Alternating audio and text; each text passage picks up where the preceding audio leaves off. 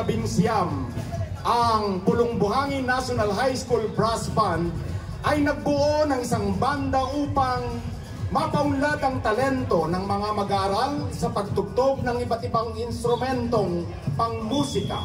Pinamunuan ito ng mga guro sa nasabing paaralan na sina Ginoong Joshua Allen Samson at Ginang Micaela Gobalia na kapwa musikero sa bayan ng Santa Maria, at sila na rin ang naatasang maging gurong tagapayo ng PBNHS.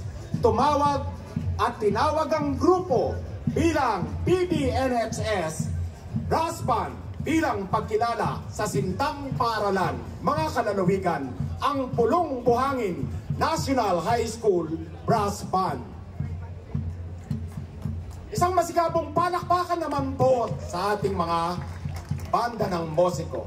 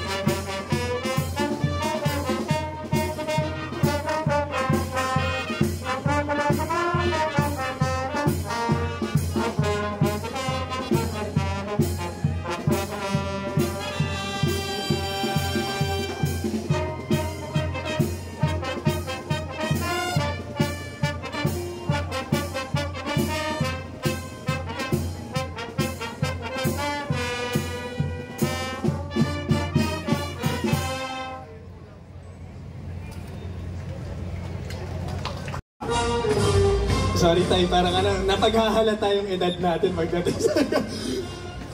Hindi, pero syempre talagang nasimulan niyo po, naabutan niyo, of course, hanggang sa henerasyon, susunod na henerasyon. Marami pa rin po tayong mga naghuhusaya ng mga musiko sa ating pong lalawigan. Ngayon naman po, ating palakpakan ang pagpasok ng ating susunod na musiko mula po sa bayan ng Pulilan. Ang banda